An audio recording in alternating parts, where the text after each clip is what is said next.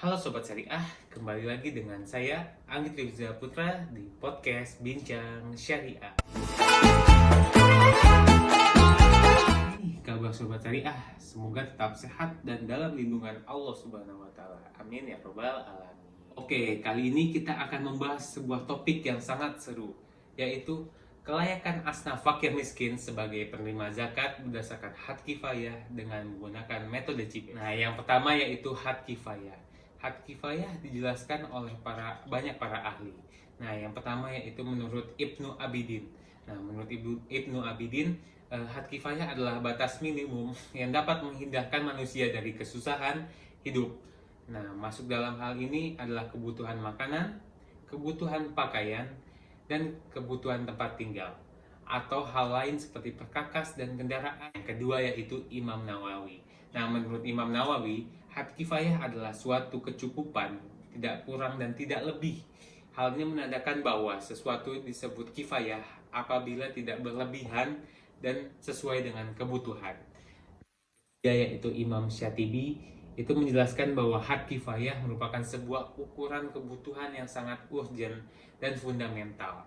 Nah, ia bukan sekedar kecukupan yang primer, tetapi masuk dalam kategori sekunder, yaitu menjadi tonggak kelancaran dalam kehidupan manusia. Had kifayah terbagi lagi menjadi dua, yaitu had kafaf dan had fauqa kafaf. Nah, had kafaf adalah kadar kebutuhan manusia tanpa kekurangan dan kelebihan. Kafaf dibagi lagi jadi yaitu daruriyat asasiyat. Nah, daruriyat asasiyat itu terbagi lagi jadi 4, yaitu makanan, pakaian, perumahan, dan ibadah. Nah, kalau untuk had fauqa kafaf, yaitu meliputi semua kebutuhan yang sangat penting bagi kehidupan manusia. Nah, yaitu hajiyat asasiyat. Nah, itu kebagi lagi, yaitu jadi pendidikan, kesehatan, dan transportasi. Kita akan melanjutkan pengertian dari zakat. Nah, zakat adalah salah satu rukun Islam yang wajib dilaksanakan oleh umat muslim yang mampu. Nah, zakat merupakan kewajiban untuk membantu orang-orang yang membutuhkan, khususnya para asnaf. Dalam video kali ini, kita hanya fokus dalam satu asnaf, yaitu fakir miskin. Apa sih fakir miskin itu? Asnaf fakir miskin sendiri terdiri dari dua kelompok, yaitu fakir dan miskin. Nah, untuk fakir adalah orang yang sangat membutuhkan dan tidak memiliki penghasilan sama sekali untuk memenuhi kebutuhan dasarnya. Dan miskin adalah orang yang memiliki penghasilan namun tidak mencukupi kebutuhan dasarnya. Nah, jadi asnaf fakir miskin adalah kelompok orang yang layak menerima zakat. Selanjutnya, kita akan masuk nih ke dalam pembahasan inti, yaitu bagaimana sih cara menentukan kelayakan asnaf fakir miskin ini. Nah, untuk menentukan kelayakan itu, kita menggunakan metode CIBES. Metode CIBES adalah model perhitungan kemiskinan dan kesejahteraan yang didasarkan pada kemampuan pemenuhan kebutuhan material dan spiritual. Nah, dalam kuadrannya itu terbagi jadi 4 dengan garis Y yaitu garis kemiskinan spiritual dan garis X yaitu garis kemiskinan material. Nah, untuk kuadran 1 yaitu sejahtera, untuk kuadran 2 yaitu miskin material, untuk kuadran ketiga yaitu miskin spiritual, untuk kuadran keempat yaitu miskin absolut. Nah, selanjutnya kita akan lanjut yaitu keuntungan apa sih yang didapatkan dengan menggunakan model CIBES ini. Nah, seperti yang telah dijelaskan oleh Bapak Irfan dan Ibu Laili, keuntungan dari kuadran CIBES ini terkait itu pemetaan kondisi rumah tangga yang efektif dan efisien.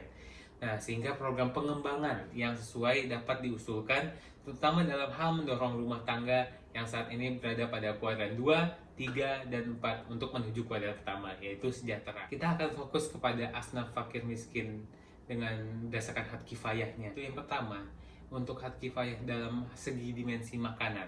Nah, disetarakan dengan 3000 kilokalori hari per orang. Nah, jadi untuk makanan untuk masyarakat itu dibatasi dengan 3000 kilokalori. Nah, itu ibadah. Nah, dalam ibadah ini asnaf fakir miskin dan termasuk had kifayah itu harus melengkapi perlengkapan ibadah dan pendidikan agama. Nah, untuk yang ketiga yaitu pendidikan. Nah, had kifayahnya itu adalah biaya minimum untuk sekolah sesuai peraturan wajib belajar, yaitu 9 tahun, dan pencanangan wajib belajar 12 tahun untuk para asnaf fakir miskin itu. Nah, untuk dalam segi kesehatan, itu biaya minimum yang dibutuhkan hak kifayahnya itu untuk mempelajari fasilitas dasar itu fasilitas kesehatan dasar.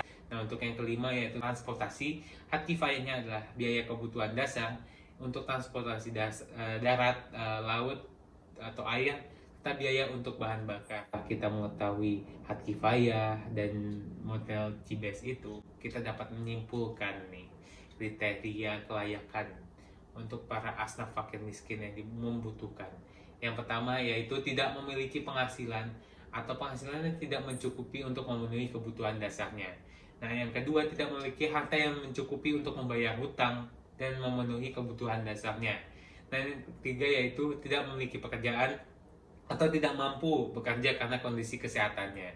Nah, yang keempat yaitu tidak memiliki dukungan sosial dan keluarga yang mencukupi untuk memenuhi kebutuhan dasarnya. Nah, jadi itulah asnaf fakir miskin yang membutuhkan pendanaan zakat dari kita, memberikan zakat kepada para fakir miskin. Maka ia layak untuk menerima zakat dari masyarakat muslim yang sudah mencapai batas hak kifayah tadi yang sudah kita jelaskan. Namun penting untuk diingat bahwa pemberian zakat bukan hanya sekedar untuk memberikan bantuan finansial semata, tapi juga harus diikuti dengan upaya untuk membantu asnaf fakir miskin untuk memperbaiki kondisi hidupnya, yaitu dengan tadi menggunakan metode CBS, menjadikan kuadran 2, kuadran 3, dan kuadran 4 untuk menjadi kuadran 1, yaitu kuadran sejahtera. Baik, itu adalah akhir dari video kita tentang topik kita, yaitu kelayakan asnaf fakir miskin sebagai penerima zakat berdasarkan hak kifayah dengan menggunakan model atau metode CBS. Baik, terima kasih. Wassalamualaikum warahmatullahi wabarakatuh.